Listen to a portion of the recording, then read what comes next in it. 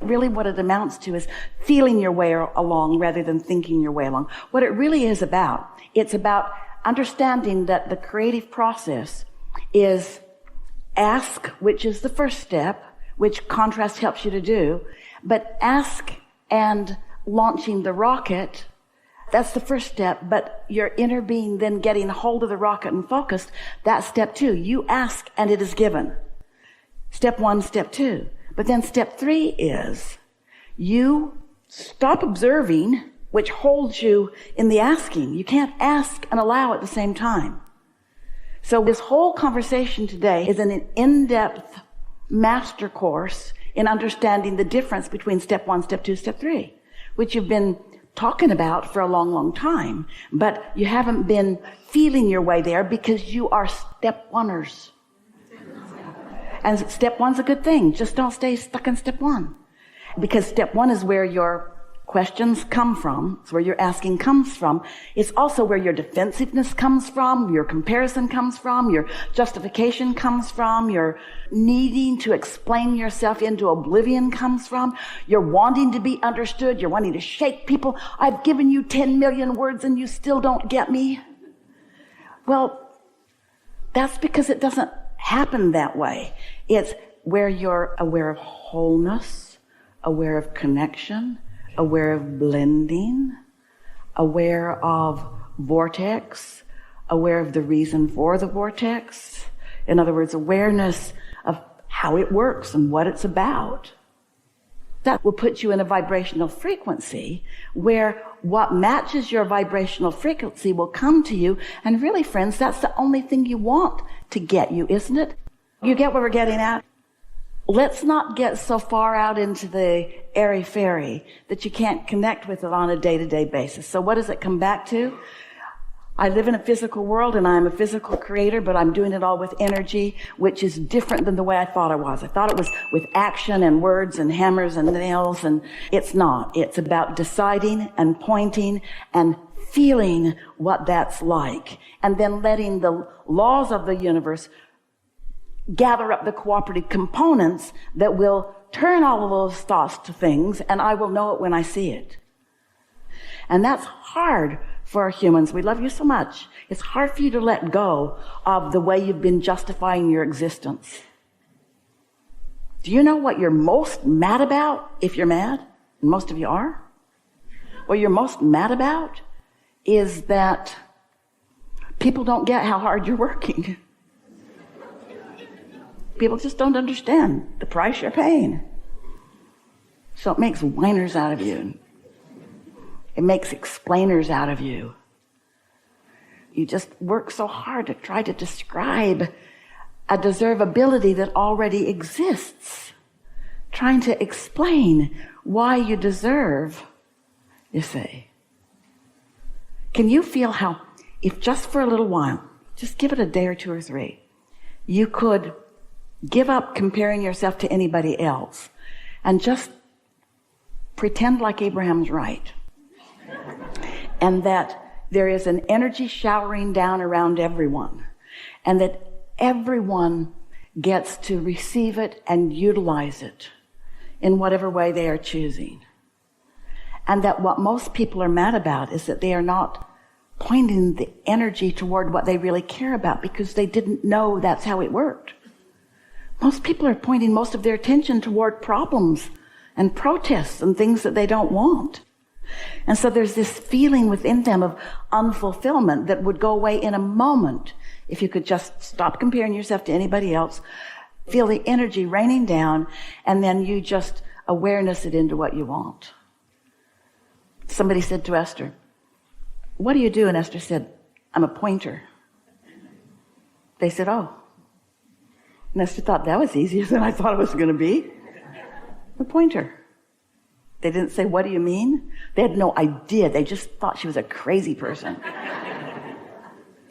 But if they had asked, she would have said, "I just point, and I don't explain very much anymore. I don't defend. At least I'm wanting to do less and less of that. I'm a pointer." And the cooperative universe says, "Okay, where do you want it and when do you want it? What do you want and where do you want it and when do you want it?" If you don't know the answers to those things, then just think about why you want it. Why do you want it? I want it because it would be fun. That's a big enough reason. Well, what is it that you want? Well, I'm not clear about that. Then just keep thinking about why. I want to have fun. I want to be clear. I want to feel good. I want to be excited about life. These are the whys. Well, what exactly is it that you want? Well, if you're not clear, then don't try to explain it. Don't just make stuff up. It gets in the way. Just keep talking about why you want it, why you want it. And pretty soon, you'll be able to describe more clearly what it is you want. Fun people to play with. Great places to go. Good food to eat. Lovely things to look at. New ideas popping into my mind. An eagerness for life. Cooperative components coming to me. Me picking things out of their mind and them picking things out of my mind, so much so that we know that without it being both of us, there could not have been that engagement that created that thing before.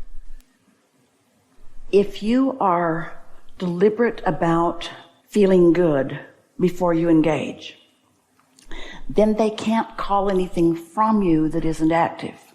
So they always benefit.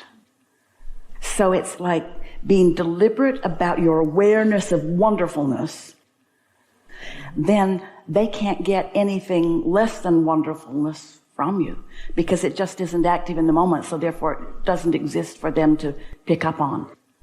And you are then only able to evoke what they consider to be the best of them. And that word engagement, what a good word that is. That's co-creating at its best. Deliberate engagement.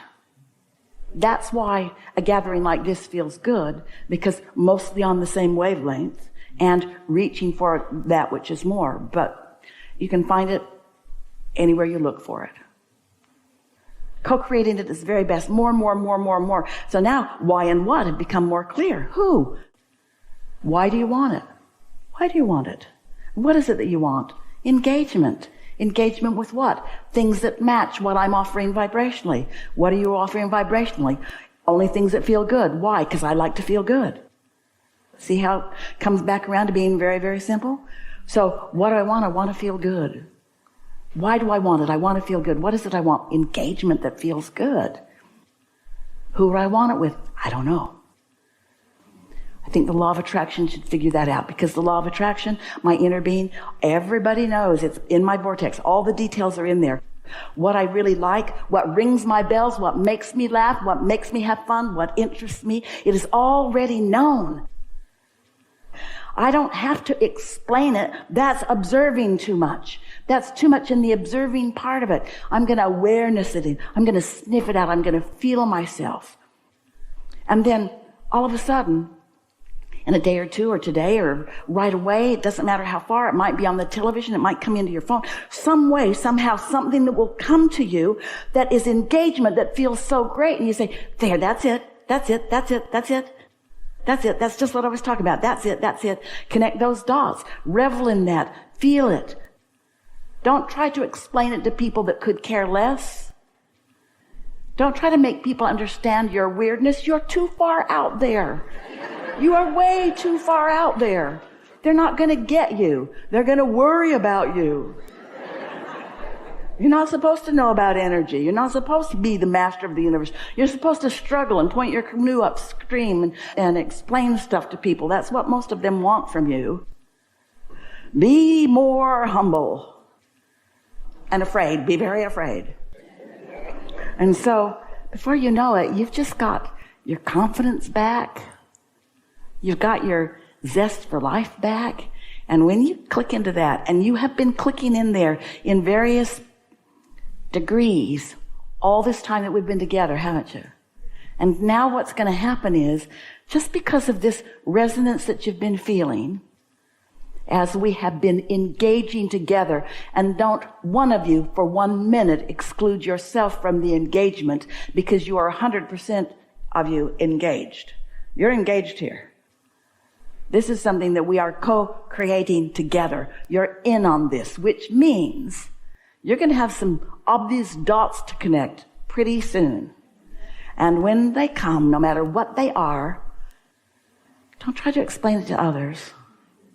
Just revel in it and acknowledge the cleverness of your awarenessing that then turned some thoughts to things. But you made the jump. It's like quantum leap. Only it wasn't a quantum leap because there's no such thing really as a quantum leap. Because if it doesn't connect, it doesn't connect. And so you got some stuff there. There aren't enough words to quite put it there, but interestingly, you got it even though there aren't enough words to put it there. Did you feel that you got it? You have a greater awareness. We know you do. You have to. We felt it happen within the room. We felt you shift. You have a greater awareness of your power right now than you did before. And of the perfection of the law of attraction, which is inherent in every physics law, in every mathematical equation. It's inherent in everything. Everything that is biological, everything that is everything. This vibrational matching is what it's all about. And so when you really get the notion that you are an extension of source energy who has awareness of you, awareness, not just awareness of who you were before you came into this body, but who you are because you've been in this body and what you've asked for since.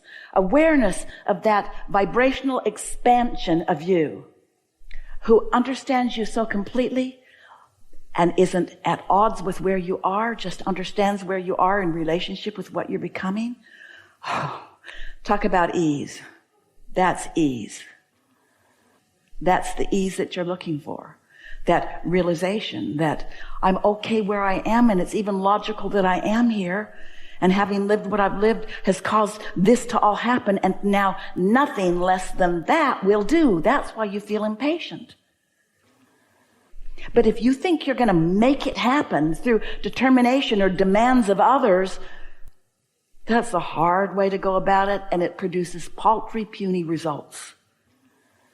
But when you master your alignment with this energy that creates worlds, and you become this worthy feeling pointer that is called by the love that is truly who you are, then no matter what the situation is, you cannot get it wrong. You can't miss it. Sometimes people worry as they listen to us, Abraham, you teach selfishness. We sure do. Because you only have the perspective of self. Abraham, you teach a sort of invincibility. Shouldn't we be more humble? Invincibility is who you are. You didn't say, I'll go and let earth beat me up and then I'll croak and then I'll go do it again. And if I get beaten up enough, I'll know what to avoid. You said, I'll go and I'll choose because you knew your power of choice and the thrill of focusing in the thrill of engaging with this source energy. You aren't making your way to enlightenment. You are enlightenment. You're not making your way to worthiness. You are worthy. You're not proving yourself to someone who is good while you're not. You are that goodness, you see. And the rub is everybody else is too. And sometimes humans' comparative minds don't want to match that quite up like that. Awarenessing. I heard this, but I felt it. I felt some control on me that I've never felt before and that I don't prefer. Think of your relationship with your inner being, how your inner being is with you. Your inner being doesn't pity you or make up ground for you or focus with you in the problem. Your inner being stays solution-oriented and wanted-oriented and focused toward where you are asking to be. And so you learn, once you get the hang of this and you want to feel good, you figure it out that going with the flow of what feels good is empowerment. Yeah.